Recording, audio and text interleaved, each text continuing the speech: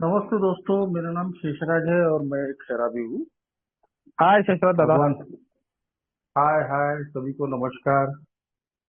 भगवान की असीम कृपा है, अल्कोहलिक्स अनोनिमस का साथ है, आप सभी भाइयों की मदद है। यही वजह है दोस्तों, आज भी मैं शराब के घूंट से दूर हूँ। एक अच्छी और संतुलित जिंदगी जीने की कोशिश कर रहा हूँ।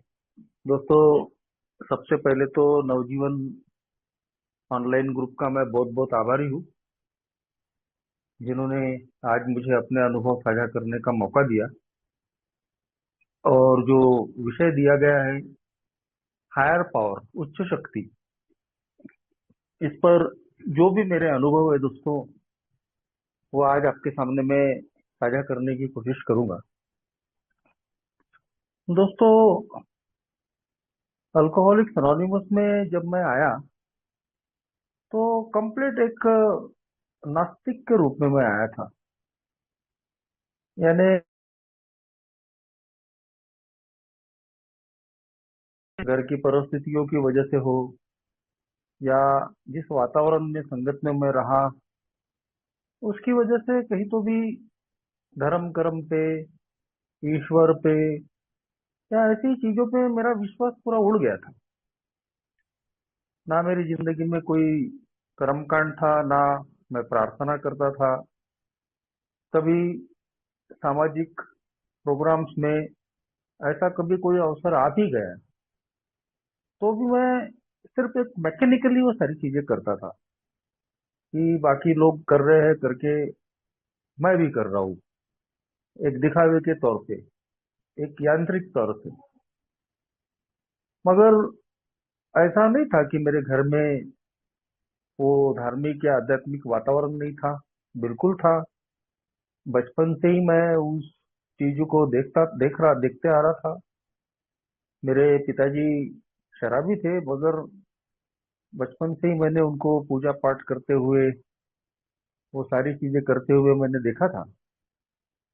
मगर धीरे धीरे दोस्तों, पिताजी के शराबीपन की वजह से जब परिस्थितियां खराब हुई, उनकी नौकरी गई, वो मरते मरते बचे, बीमार गिरे, घर के हाल धीरे धीरे खराब होने लगे। और वो फिर दिन रात शराब में जब रहते थे, तो अपने आप दोस्तों, कैसे घर से वो वातावरण कहीं तो भी पूरी तरीके से बंद ही हो गया, वो पता भी नहीं चला। और ऐसे ही में दोस्तों, मैंने कॉलेज में जाने के बाद में मैंने भी शराब पीना शुरू कर दिया। एक मजे की खातिर मेरी जिंदगी में शराब आई थी। और तब मैंने नहीं सोचा था कि ये शराब मेरे भी जिंदगी को पूरी तरीके से घेर लेंगी, मैं इसका आदी हो जाऊंगा, मेरी जिंदगी में भी बाकी के लोगों के जैसी ही बर्बादियां शुरू हो जाएगी। ये मैंने सोचा नहीं था दोस्तों। मगर जैसे जैसे वो शराब मेरी जिंदगी में बढ़ी, तो वैसे वैसे मेरे अंदर में जो एक रिजेंटमेंट था, खुन्नस गुस्सा था, वो पूरा भावनाओं का बांध तोड़ के बाहर निकलने लगा। तो पिताजी के प्रति मेरे मन में बहुत रिजेंटमेंट था, बहुत खुन्नस थी। अपनी जिंदगी में जो भी कमियां हैं, जो भी परेशानियां हैं, मैं जो चाहता हूँ वो नहीं कर पा रहा हूँ। तो उसके लिए मेरे पूरे दिलो दिमाग पर एक ही नाम था, और वो थे मेरे पिताजी। और इसीलिए दोस्तों, वो सारा फ्रस्ट्रेशन इधर उधर कहीं तो भी निकलते ही रहता था। मुझे याद है आज भी, एक दिन मैंने वो पूजा पाठ की जो जगह थी, तो एक दिन मैंने वो पूजा पाठ का पूरा सामान उठाकर मैंने ऊपर की अटारी में डाल दिया। और मेरे पिताजी को बोला कि इन सब चीजों का कोई फायदा हुआ क्या। बचपन में मैं देखता था दोस्तों कि वो बराबर पूजा पाठ करते थे, व्रत रखते थे, मैं भी उसमें शामिल होता था। मगर परिस्थितियां फिर कुछ ऐसी आई कि वो सब कुछ बंद हो गया। घर में बिल्कुल एक अलग ही प्रकार का वातावरण रहता था। तो जब मैंने वो सब, उनका पूजा पाठ का सारा जो जो भी था, वो सब ऊपर में जब डाल दिया, और मैंने जब बोला पिताजी को कि इसका कुछ फायदा हुआ क्या, तब मेरे पिताजी पूरी तरीके से हतबल दिखे दोस्तों। वो उन्होंने मुझे कोई जवाब नहीं दिया। तो इस तरीके से मेरा जीवन बन चुका था। मुझे लगता था कि भाई कोई ईश्वर नहीं है, ये सब धर्म कर्म पाखंड है और इससे कुछ होता नहीं है। मुझे ही करना पड़ता है, हमको खुद ही मेहनत करनी पड़ती है तभी हासिल होता है। तो कब मैं अपने आप को ही ईश्वर समझने लग गया, तो कुछ पता ही नहीं चला दोस्तों। शुरू शुरू में कुछ ऐसे निर्णय मैंने अपनी जिंदगी में खुद के लिए लिया कि वो सफल भी हुए। उन खराब परिस्थितियों में भी किस एजुकेशन में जाना, कैसे अपने आप को बिल्ड करना, बहुत सारी कुछ अच्छी और भी क्वालिटीज मेरे अंदर में थी। तो वो जिंदगी के जो फैसले हैं वो मैंने अपने खुद के खुद लिए थे, जो कुछ सफल भी हुए। और फिर कब उनका अहंकार आ गया और कब मुझे लगने लगा कि यार अपन जो भी फैसला लेते हैं वो बिल्कुल सही होता है, अपन ही अपनी जिंदगी के निर्माता है। तो ये जो एक प्रकार का जो अहंकार था दोस्तों, वो बाद में मेरी हर गलतियों को भी जस्टिफाई करने का कारण बन गया। क्योंकि जब शराब मेरी जिंदगी में आई, पहले तो मैं कभी कभार ही पीता था, कोई पिला रहा है तभी पीता था, क्योंकि मेरा एजुकेशन चालू था, मैं बेरोजगार था, शादी हुई नहीं थी। तो लोगों की राह देखता था कि कोई बोल दे पीता है क्या, तो चल दिए उसके साथ। मगर ये जो मुफ्त की जो शराब थी, फुकट में मिली हुई शराब, वही पीते पीते कब वो मेरे शरीर की आदत बन गई और फिर मैं लोगों के मुंह ताकने लगा, मौके तलाशने लगा, लोगों के कहीं तो भी पीछे पड़ने लगा। और एक समय ऐसा आ गया थी कि मैं अकेले भी शराब पीने लग गया। तो शुरू शुरू में थोड़ी बहुत ही पीता था, कभी कभार ही पीता था। मगर एक दोस्त के साथ में फिर मुझे रोज रात को शराब पीने की आदत लग गई। और जिस दिन वो नहीं मिली, तो उस दिन फिर मैं ना तो ठीक से खाना हो पाता था, ना रात को नींद आती थी बराबर। और फिर मैंने अकेले ही शराब पीना शुरू कर दिया। धीरे धीरे धीरे धीरे वो शराब बढ़ते चली गई, लोगों को नजर आने लग गया। तो पहले जिन दोस्तों के साथ में मैं पढ़ाई करता था, उन्होंने मुझे समझाना शुरू किया, यार तेरी शराब बढ़ रही है, तू थोड़ा सा इस पर ध्यान दे। तो मैं उनको बोलता था, अरे नहीं, अपना सब कंट्रोल है, बाकी अपना कोई नुकसान नहीं है, अपन कभी कभार थोड़ी बहुत पी लेते हैं। मगर बात वो अब नहीं रही थी। धीरे धीरे घर के लोगों को पता चला, पास पड़ोस के लोगों को, रिश्तेदारों को पता चलने लगा। लोग धीरे धीरे जानने लग गए कि अब ये शराब के बगैर रह नहीं पा रहा है, इसकी शराब ज्यादा बढ़ रही है। शुरुआत में ही कई बार मैं ब्लैकआउट में जाता चले जाता था, बहुत ज्यादा शराब होने के बाद में बेहोश हो जाना, और लोग मुझे उठा कर ला रहे। तो शुरू में तो कुछ लोगों ने माफ कर दिए कि यार चलो, कभी कभार वाला है, कभी ज्यादा हो जाती है। और आज भी मुझे याद है कि मेरी जिंदगी की जो पहली होली थी शराब की, तो उस पहली ही होली में मैं बेहोश हो गया था। आज भी मुझे याद नहीं कि मैंने कितने प्रकार की शराब पी थी, कितनी शराब पी थी। जब मेरी नशा फटी, तो मैंने देखा कि मैं किसी अनजान व्यक्ति के चारपाई पे पड़ा हूँ और लोग मुझे घूर रहे हैं। तो जब ये चीजें मुझे लोग बोलने लगे, तो मेरा वही डिसीज ऑफ डिनायल था, नकारात्मक रोग न मानने वाला। अरे नहीं नहीं, अपना ऐसा नहीं है, मैं बाकी के लोगों के जैसा नहीं हूँ, अपन तो उधार नहीं पीते, अपन तो गिरते पड़ते नहीं, अपन तो गाली गलौज नहीं करते। ये अहंकार दोस्तों मेरी आखिर बर्बादी का कारण हो गया। जो मुझे लगता था कि सब अपने हाथ में है, अपन मैनेज कर लेंगे, अपन कभी भी शराब बंद कर सकते हैं, अपन कभी भी चीजें ठीक कर सकते हैं। मगर आखिरकार दोस्तों वो चीजें होने लगी। जो जो मैंने लोगों के बारे में बोला वो सब मेरे साथ में भी होने लगा, और मैं पूरा बदनाम होने लग गया। 2003 में मैं बीमार गिरा, टीबी हो गई, बिल्कुल ऐसा हड्डियों का ढांचा। और लगभग मैं मरते मरते ही बचा। आज मैं बोल सकता हूँ कि कोई तो भी शक्ति थी, कोई तो भी ताकत थी जिसने मुझे समय समय पे बचाया। और 2003 का वो वाकया भी वैसा ही था कि मैं लगभग जाने ही वाला था। 4 महीने तो मैं बेड पे ही रहा, उठा ही नहीं। और अगले 4-5 महीने मुझे बैसाखियां लग गई थी। तो देखने वाले बोल रहे थे कि ये तो ज्यादा दिन का मेहमान नहीं है, बिल्कुल हड्डियों का ढांचा। मगर तब भी मेरी जान बची। लेकिन दोस्तों, 11 महीने के बाद में ठीक होने के बाद फिर दोबारा जिंदगी में शराब आ गई। पहले जैसी नहीं पिएंगे, कभी कभार पिएंगे, ब्रांड बदल देंगे। फिर कुछ ही दिन में वापस मेरे हाल जैसे के वैसे। और तब जाके कहीं तो भी मैंने कोशिशें शुरू किया कि नहीं यार, अभी मुझे इससे मुक्त होना है, मुझे निकलना है। मेरे बराबरी वाले दोस्त, शादियां हो गई, बाल बच्चे वाले हो गए, सेटल हो गए। मैं भी वैसा ही बनना चाहता हूँ, मैं भी जिंदा रहना चाहता हूँ। और मैंने कहीं तो भी ईमानदारी से कोशिशें की। मैंने अपने विल पावर पे दारू से दूर रहने की कोशिश की। कई बार बीच बीच में 2, 4, 8 दिन के लिए, महीने भरे के लिए शराब बंद हो जाती थी। एएमए, जिसको कंडीशनल सरेंडर कहते हैं, कि तबीयत बहुत खराब है, तब बेड पे पड़े रह गए। कई पैसों का जुगाड़ ही नहीं हुआ, तो ड्राई रह गए। लेकिन जैसे ही परिस्थितियां नॉर्मल हो जाती थी, फिर वापस वही विचार आता था, अभी पहले जैसी नहीं पिएंगे, थोड़ी बहुत पिएंगे, कभी कभार पिएंगे। लेकिन ये बात समझ में ही नहीं आ रही थी कि मैं शराब के मामले में पूरी तरीके से हतबल हूँ, पावरलेस हूँ। मैं शराब को हैंडल नहीं कर सकता, मैं अपनी बदौलत शराब से दूर नहीं रह सकता।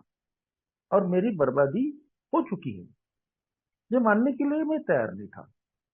और इसीलिए दोस्तों, हर बार कोशिश करता था, हर बार प्रयोग करता था, और मुंह की खाते जाता था। आसपास के डॉक्टर्स हो गए, एक गवर्नमेंट हॉस्पिटल का साइकेट्रिक हो गया, एक व्यसन मुक्ति केंद्र में तो मैं खुद ही 2 दोस्तों के साथ में उनके बाइक पे बीच में बैठ के गया भर्ती होने के लिए। पर नहीं हो पाया। तो मतलब, कहीं तो भी थोड़ी इच्छा तो थी, लेकिन पूरा सरेंडर सरेंडर ही नहीं आ रहा था। वापस मेरी शराब फिर दोबारा चालू हो जाती थी कि मैनेज कर लेंगे, ठीक कर देंगे। और आखिरकार दोस्तों, जब सारे उपाय मेरे फेल हो गए, और अल्कोहलिक्स एनोनिमस जो बोलती है, hopeless condition of body and mind, मन और शरीर की निराशाजनक अवस्था, जो एक शराबी के जीवन में एक बार आती ही आती है, तो मेरे भी जिंदगी में आई। हाथ पांव टेढ़े हो रहे, चक्कर आके गिर रहा हूँ, दारू बंद हो नहीं रही है, लिमिट में मैं पी नहीं पा रहा हूँ, मैं बंद करना चाहता हूँ मगर बंद नहीं हो पा रही है। तो ये आखिरी की जो अवस्था थी, जिसको मैं बोल सकता हूँ कि ये मेरा बॉटम हिट करना भी है, यानी अपनी बर्बादी का तल छू लेना। ये कब हुआ पता भी नहीं चला। मगर उसी समय दोस्तों, फिर ईश्वर की कृपा हुई, और मुझे अल्कोहलिक्स एनोनिमस का मैसेज मिला। दोबारा, दोबारा इसलिए कह रहा हूँ कि 2007 अगस्त में मैं दूसरी बार ए में आया। और इस बार मुझे लाने वाला था मेरा एक अल्कोहलिक दोस्त, जो हम साथ में ही शराब पीते थे, एक जैसा हमारा शराबीपन था। और मेरा वो दोस्त जो था, वो 2 महीना पहले से मीटिंग कर रहा था। 2 महीने से तो मुझे दिखा ही नहीं था। उसके बड़े भाई भी ए के मेंबर थे, उन्होंने मुझे बताया भी नहीं कि वो कहाँ गया, क्या गया।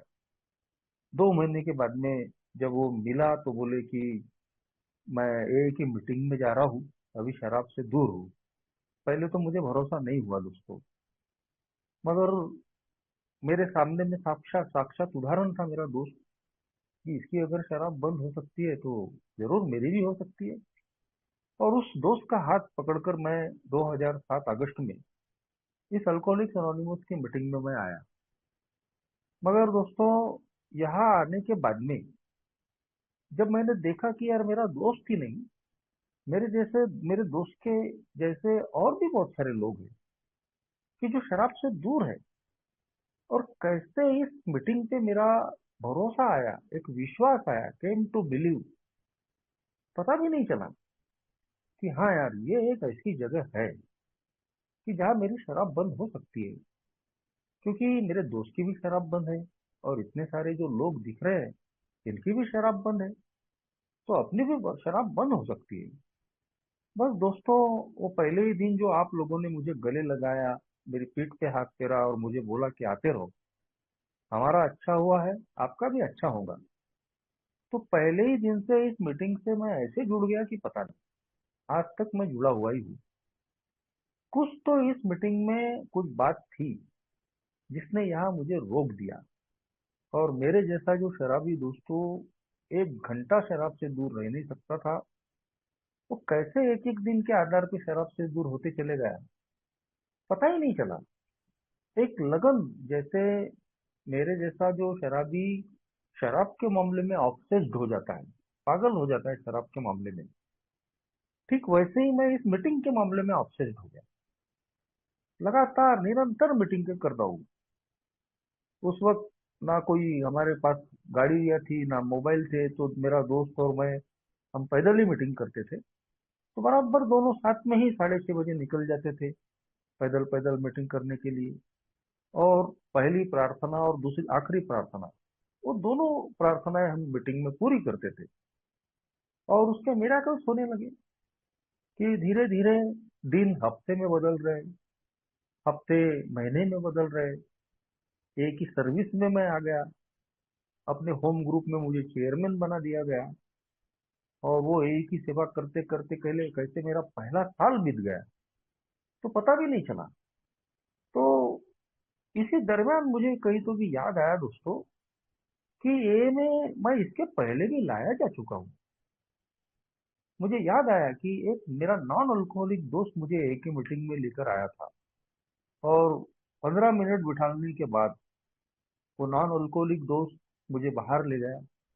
मेरे दोस्त मुझे बहुत चाहते थे, जिनके साथ में पढ़ाई करता था। और उनको लगता था कि यार इसकी शराब बंद हो जाएगी, बच जाए। कई बार वो हॉस्पिटल ले जाते थे, कई बार कुछ। तो किसी दोस्त को पता चला होगा कि अल्कोहलिक्स अनोनिमस कोई संस्था है, वो मुझे लेकर आया था। और मुझे बाद में ये याद आया है इन्हें आने के बाद कि 15 मिनट के बाद में वो जब मीटिंग के बाहर लेके गया, मैंने पूछा क्या हो गया। अरे चलो बोले, तुम यहाँ टिकोगे नहीं। मैं बोला क्यों। अरे बोले यहाँ पे सब वो ईश्वर प्रभु भगवान चल रहा है बोले, और मैं जानता हूँ बोले कि तुम ये मानते नहीं। तो मेरा निर्णय मेरे उस दोस्त ने ले लिया था, लेकिन मैं उसको आज दोष नहीं देता, क्योंकि वो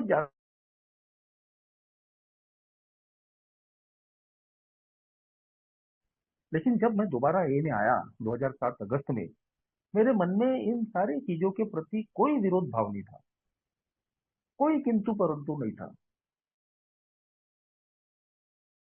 तो इच्छा थी, मालूम था कि अब कोई दूसरा रास्ता तो बचा है नहीं, यहाँ भी अगर अपनी मन की चलाएंगे तो फिर ऊपर ही जाना तय है।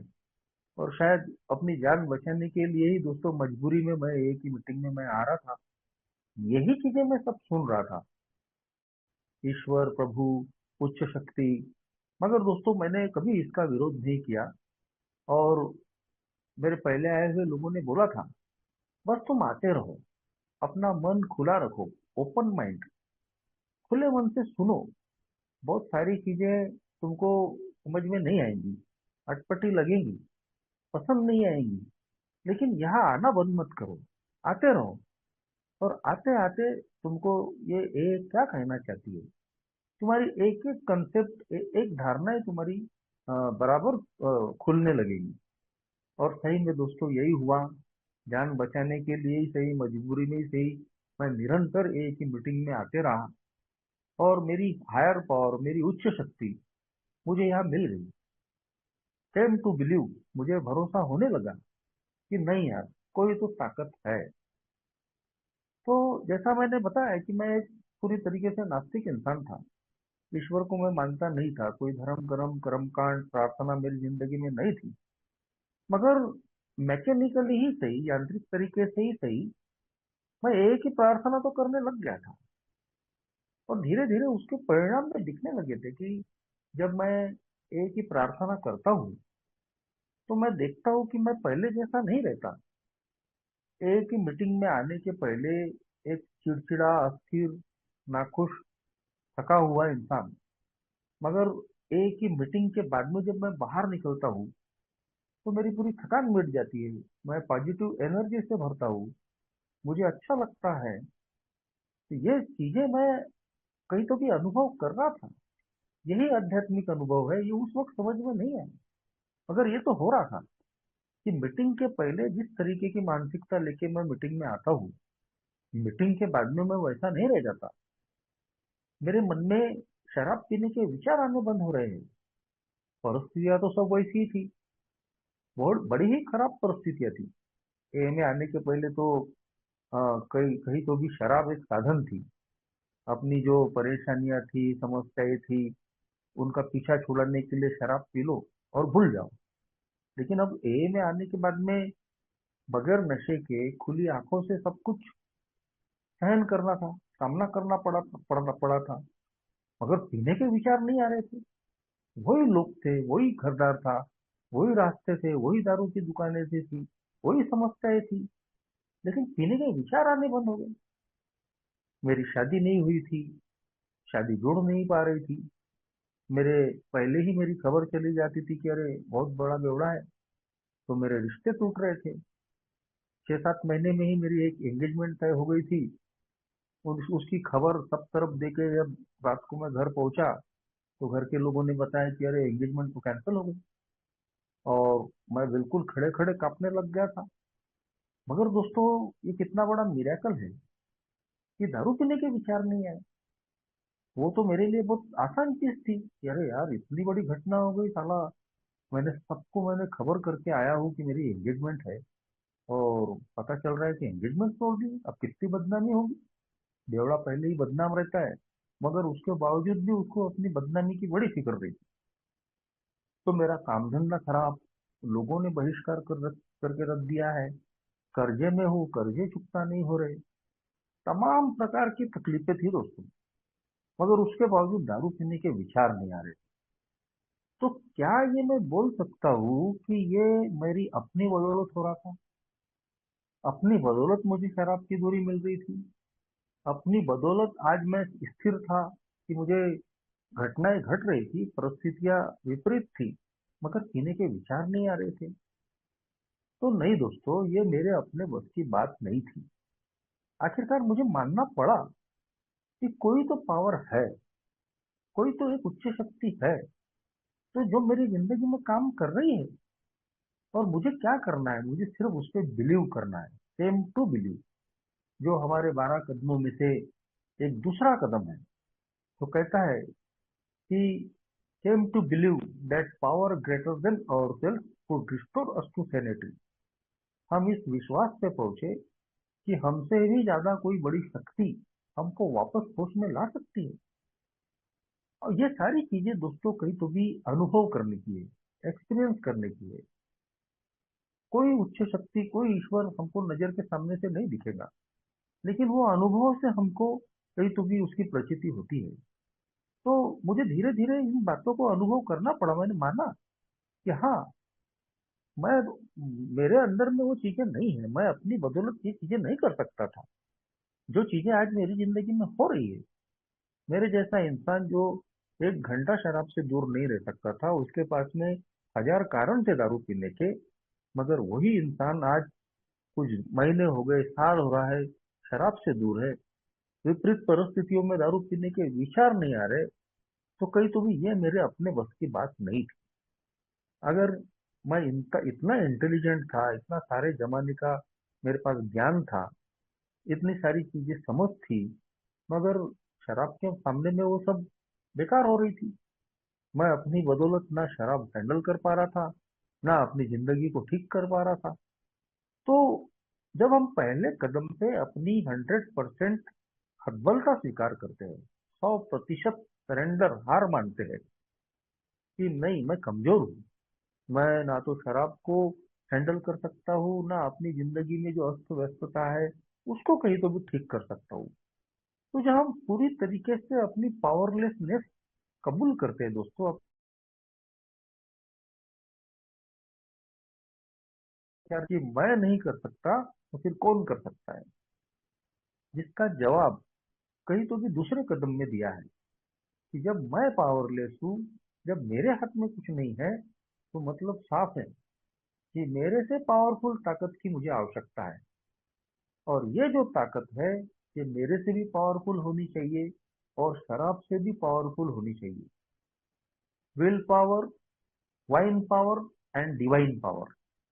तो मेरा विल पावर तो शराब के मामले में बिल्कुल कुछ भी नहीं था।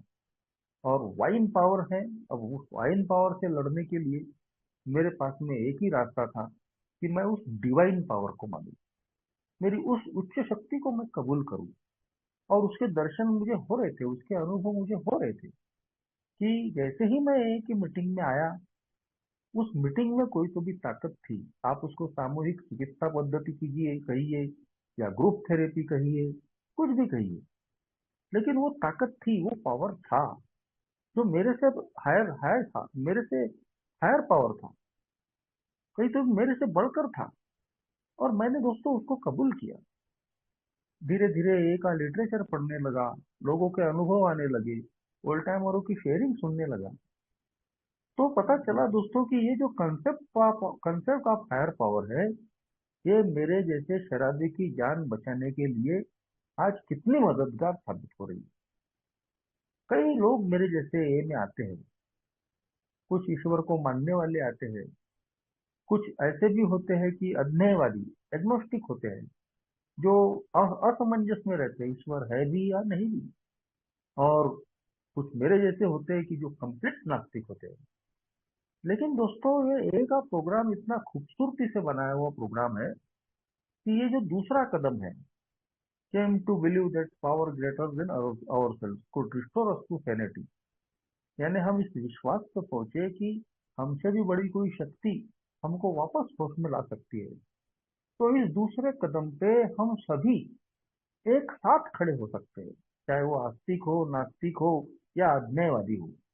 ए का प्रोग्राम किसी को भी बाध्य नहीं करता कि तुमको इसको ही मानना पड़ेगा या उसको ही मानना पड़ेगा। तो शुरू में जब 12 कदम लिखे गए थे, तो कई तो भी दोस्तों जो वातावरण था अमेरिका का, न्यूयॉर्क और टेक्रोन का, तो वो क्रिश्चियनिटी से ही संबंधित था। ज्यादातर लोग क्रिश्चियनिटी को ही मानने वाले थे और इसीलिए नेचुरली वो गॉड शब्द वो लिखे गए थे। मगर एक हमारे ही जैसे एक समझदार ए के मेंबर थे, उन्होंने ये सवाल उठाया कि ए में अब ऐसे भी कई लोग अल्कोहलिक जुड़ेंगे कि जो ईश्वर को नहीं मानते। उन लोगों का क्या? क्या उनके लिए आप रास्ता बंद कर रहे हो? क्या उनको रिकवरी का हक नहीं है? क्या उनको जीवन जीने का हक नहीं है? और उसके बाद कई डिबेट्स होने के बाद, चर्चाएं होने के बाद, कहीं तो भी ये दूसरा कदम बनाया गया कि जिसमें कंसेप्ट ऑफ हायर पावर, हमसे भी बड़ी ऊंची ताकत, इन इन चीजों को, इस कंसेप्ट, इस धारणा को लाना पड़ा। और आज दोस्तों मेरे जैसे कितने हजारों लाखों लोगों का जीवन बचाने का इस कंसेप्ट ने काम किया। धीरे धीरे दोस्त ये प्रोग्राम आध्यात्मिक अनुभव का है, आध्यात्मिक प्रगति का प्रोग्राम है। हम जैसे जैसे एक ये प्रोग्राम में आगे बढ़ते हैं, आध्यात्मिक अनुभव हम लेते रहते हैं, हमारी स्पिरिचुअल ग्रोथ, आध्यात्मिक प्रगति होते रहती है। पहले हम किसी उच्च शक्ति को मानना शुरू करते हैं, एक विश्वास आता है, लेकिन धीरे धीरे धीरे धीरे जैसे जैसे हम ग्रो करते हैं, वैसे वैसे इस उच्च शक्ति की संकल्पना पे कब हमारी श्रद्धा हो जाती है, कब हमको हमारा ईश्वर मिल जाता है, पता भी नहीं चलता दोस्तों। God of our understanding. अब इस गॉड को आप गुड बोलो या और कुछ बोलो, लेकिन कहीं तो भी ये जो स्पिरिचुअल ग्रोथ है, ये मेरे जैसे शराबी की होती ही होती है। एक पूरी तरीके से नास्तिक इंसान जो ईश्वर को, धर्म कर्म को, कर्म कांड को बिल्कुल नहीं मानता था, उसकी जिंदगी में कोई प्रेयर नहीं थी, धीरे धीरे दोस्तों मैं कैसे उस उच्च शक्ति पे विश्वास करने लगा, कैसे वो मुझे अनुभव आने लगे, मुझे पता भी नहीं चला। और उसके बाद में मेरी जिंदगी में कई प्रकार के मिरेकल्स हुए। 2 साल तक मेरी शादी नहीं हुई थी, और लगभग 2 साल होते आ रहे थे। तभी दोस्तों फिर एक बार मैंने कोई लड़की देखी शादी के लिए, और जब मेरी इंक्वायरी करने के लिए वो लोग आए, तो किसी ने उनको बता दिया कि वो तो पी के पड़ा होगा। तो कई दिनों तक जब उनका मैसेज नहीं आया, तो मैंने बीच वाले आदमी से पूछा कि क्या हुआ, उनका कुछ मैसेज नहीं आया। तो बीच वाला आदमी मेरे को भड़क गया। अरे बोले, तूने ऐसा क्यों किया? मैंने बोला, क्या किया? तो बोले, वो तो बोल रहे थे, बोले कि तू पी के पड़ा है। मैं 2 साल से ए में आ रहा था, 2 साल से मैं शराब से दूर था, उसके बावजूद मेरे बारे में इस प्रकार की चीजें लोगों ने बताई थी। वो बहुत बड़ा फ्रस्ट्रेशन था। लेकिन दोस्तों, तब तक का काफी कुछ इस प्रोग्राम ने मेरी मदद कर दी थी। थोड़ा बहुत मैं इन कदमों को समझ पा रहा था, इस प्रोग्राम को समझ पा रहा था, चलने की प्रैक्टिस कर रहा था। और तीसरे कदम का तब मुझे ख्याल आया था कि नहीं रे बाबा, अब अपने हाथ में नहीं है। आप एक एक कदमों को ओल्ड टाइमर कहते हैं कि या तो आप स्वेच्छा से ले लो, नहीं तो फिर मजबूरी में लेना पड़ेगा। तो कई लोग समझदार होते हैं तो स्वेच्छा से ये कदमों को ले लेते हैं। लेकिन कई बार मेरे जैसा हेकड़ इंसान वो दारू छोड़ के ही खुश हो जाता है, कदमों पे ध्यान देता नहीं। लेकिन फिर ऐसी कुछ परिस्थितियां आ जाती है कि उसको झक मार के इन कदमों पे काम करना ही पड़ता है। तो मेरे साथ में भी ऐसा ही कुछ हुआ। आखिरकार 2 साल के बाद में मुझे मजबूरी में ही सही तीसरा कदम लेना पड़ा। जो भी मेरी समझ की उच्च शक्ति थी, जो आज मैं मानता था कि इसकी वजह से मेरी शराब आज बंद हुई है, तो मुझे मानना पड़ा कि यही उच्च शक्ति, यही मेरा जो हायर पावर है, जिसने मेरी शराब रोकने में मेरी मदद की है, वो मेरे बाकी समस्याओं का भी इलाज कर सकता है। बस मुझे अपनी श्रद्धा उस पर रखनी है। और मैंने दोस्तों बड़ी मजबूती से तीसरा कदम लिया कि अब मैं अपनी शादी के बारे में सोचूंगा नहीं। अब मैं अपने काम धंधे के बारे में सोचूंगा नहीं। अब मैं लोग मुझे कब अपनाएंगे, कर्जे कब चुकता होंगे, इसके बारे में अब मैं सोचूंगा नहीं। अब तेरी इच्छा चले, मेरी नहीं। जैसी परिस्थिति है वैसी मुझे कबूल है। Let go let God. ईश्वर, अभी मैंने अपनी सारी समस्याएं तेरे हवाले छोड़ दिया। तो ये एक श्रद्धा का कदम था दोस्तों, कि नहीं, अब मैं नहीं कर सकता। मैं सिर्फ शराब के ही मामले में हतबल नहीं हूँ, मैं अपनी जिंदगी की बाकी चीजों के मामले में भी हतबल हूँ। और मैंने अपनी उस उच्च शक्ति को ही दोस्तों अपना गॉड ऑफ माय अंडरस्टैंडिंग बना लिया, मेरी समझ का ईश्वर बना लिया, और सब उसके ऊपर में छोड़ दिया। और दोस्तों सही में तुरंत मिराकल हुए। सबसे पहले तो मेरा जो मन है वो बिल्कुल शांत हो गया। ऐसा लग रहा था कि जैसा कोई बहुत बड़ा बोझ मैंने उतार कर फेंक दिया। कोई टेंशन नहीं, कोई समस्या नहीं, कोई लड़ने की जरूरत नहीं। अब वो जो ऊपर वाला है, जो भी मेरी समझ का मेरा ईश्वर है, वो देखते बैठेगा। कुछ ही दिनों के बाद में दोस्तों मुझे शादी का न्योता आ गया। एक अनजान आदमी आया, उसने रिश्ता जोड़ दिया और निकल भी लिया। अभी भी पता नहीं है कहाँ है, जिंदा है, मरा है। मैं चाहता हूँ उसको ग्रेटिट्यूड अदा करना, लेकिन वो उसके बाद में मुझे मिला ही नहीं। आज मेरी वही बीवी है, 15 साल मेरी, 16 साल मेरी शादी को हो गए। आज 2 बच्चे हैं। इन 19 सालों के, आप लगभग 19 साल होते आ रहे हैं मुझे। इन 19 सालों के सफर में मैंने आज अनुभव किया दोस्तों कि मेरी जिंदगी में ऐसे कई काम हुए हैं कि जो मैं अपनी बदौलत नहीं कर सकता, जो मेरे बस की बात नहीं थी, जो मेरे पावर में नहीं थी। और पल पल मुझे वो अनुभव आया कि मेरी जो उच्च शक्ति है वो मेरे लिए काम कर रही है। मैं उसको क्या नाम देता हूँ, वो मेरी अपनी स्वतंत्रता है। जो ईश्वर को मानता है वो अपने ईश्वर का नाम ले लेता है। मगर जो मेरे जैसा ईश्वर को नहीं मानता, जो किसी हायर पावर को ही अपना ईश्वर मान लेता है, तो वो हर व्यक्ति कहीं तो भी इस बात को अनुभव करता है दोस्तों कि ये जो छोटी सी संकल्पना है, ये हमको सोबर रहने में, हमारी मानसिक शांति बरकरार रखने में कितनी मददगार साबित होती है। अगर मैं अपने आप को ही भगवान समझकर बैठूं कि सब मेरे हाथ में है, मैं सब कर लेता हूँ, मैं सब कर सकता हूँ, मुझे ही करना पड़ेगा, मेरे अलावा कोई नहीं कर सकता, तो ये चीजें दोस्तों कहीं तो भी अहंकार पैदा करती है। मेरे हाथों से गलतियां होती है और मैं कहीं भी शांत नहीं रह पाता। अल्कोहलिक्स एनोनिमस का ये जो प्रोग्राम है, ये प्रोग्राम ही ईगो डिप्लेशन का प्रोग्राम है। मेरे जैसा जो अल्कोहलिक है वो पूरी तरीके से एक ईगोइस्टिक पर्सनैलिटी होता है। कुट कुट के घमंड भरा है जी। और इसीलिए इन 12 कदमों के प्रोग्राम को ईगो डिप्लेशन का प्रोग्राम बोलते हैं। कि मेरे अंदर में जो भी किसी भी प्रकार का जो ईगो घमंड अहंकार जो भरा है, उसको चकनाचूर कर देने वाला प्रोग्राम। पहले कदम से मेरे घमंड टूटने का सफर शुरू होता है। और धीरे धीरे एक एक कदम जैसे जैसे हम आगे बढ़ते हैं, वैसे वैसे दोस्तों मेरा अहंकार टूटता है और मेरे अंदर में विनम्रता आती है। मैं चीजें जैसी है वैसी उनको कबूल करने लगता हूँ। मेरी सीमाएं, मेरी लिमिटेशंस, वो मुझे रिस्ट्रिक्शंस वो समझ में आती है। और कहीं तो भी दोस्तों जब हम अपनी सीमाएं जानते हैं, अपनी लिमिटेशंस जानते हैं, तब हम अपनी हद में रहते हैं।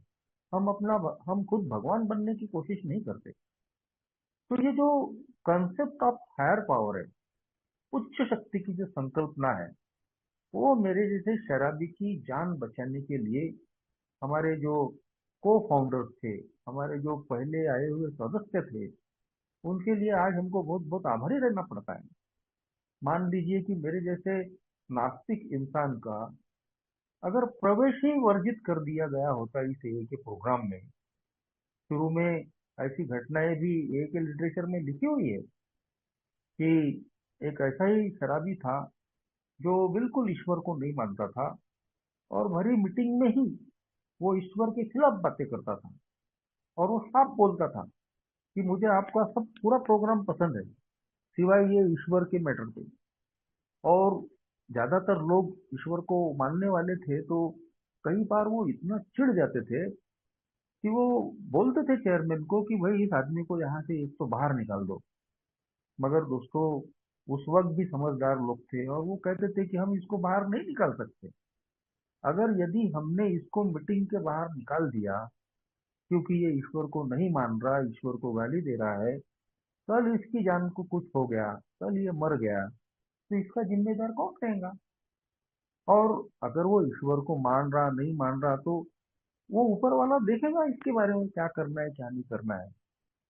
और एक समय ऐसा आया दोस्तों कि वो जो ईश्वर को गाली देने वाला इंसान था, उसको भी कहीं तो भी आध्यात्मिक अनुभव आए और वो भी एक बहुत ही अच्छा और उपयोगी सदस्य बन पाया।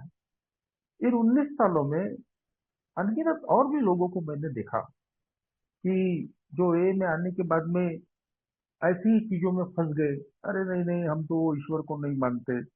अरे ये तो धर्म परिवर्तन का तो प्रोग्राम नहीं है। क्योंकि मेरा जो होम ग्रुप था दोस्तों, वो पहले एक चर्च में था। काफी साल तक वो चर्च में रहा।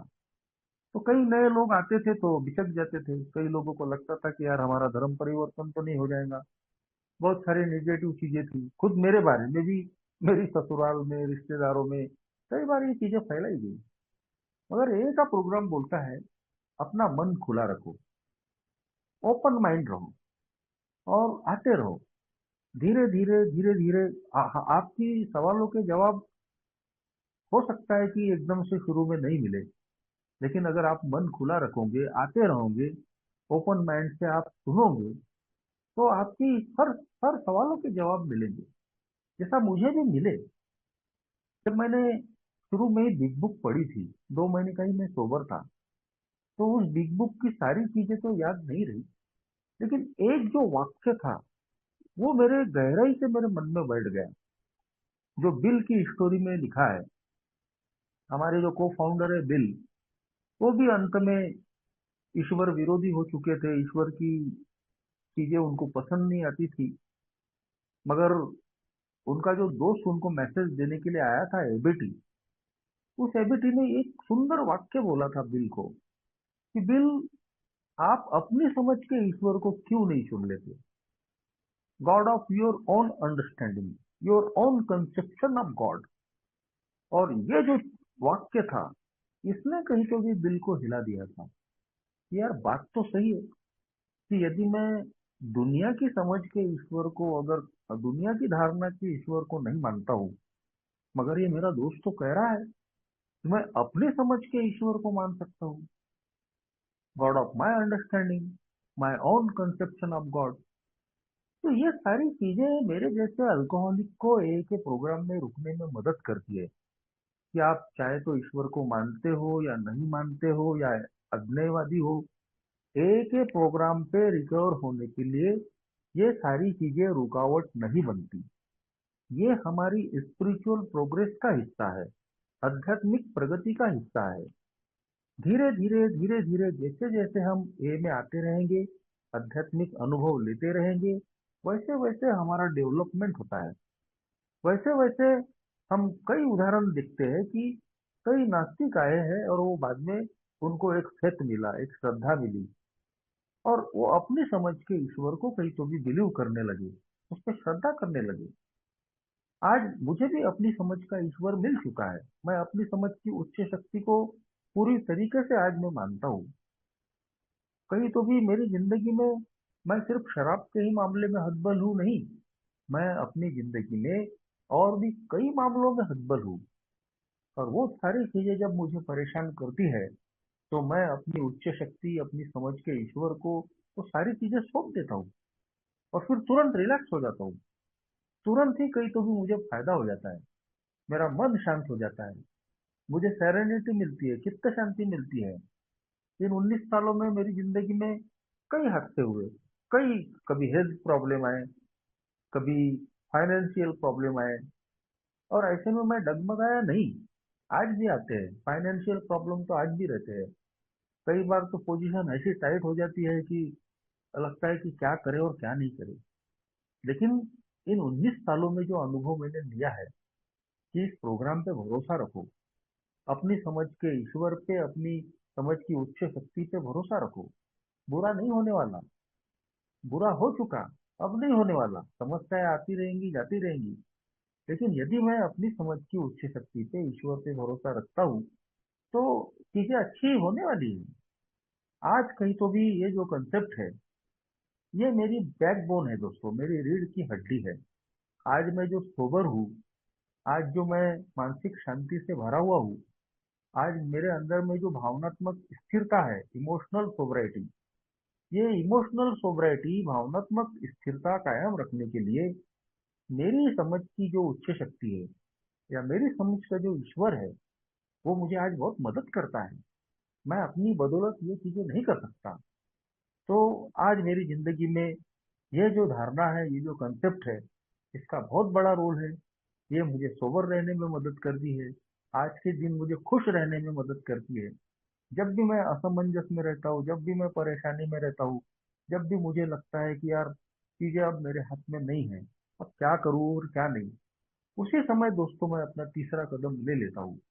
मेरी समझ की जो उच्च शक्ति है, मेरी समझ का जो हायर पावर है, मेरी समझ का जो ईश्वर है, उस पर मैं वो सब छोड़ देता हूँ। और मैं देखता हूँ दोस्तों कि मैं तुरंत मुक्त हो जाता हूँ, तुरंत मुझे मानसिक शांति मिलती है, तुरंत मैं रिलीफ मिल जाती है। तो आज यही मेरी सोबर होने की और एक खुशनुमा जिंदगी जीने की राज है, कारण है। जो भी इस पर मेरे अनुभव से मैंने रखा, आपने सुन लिया, धन्यवाद, थैंक यू।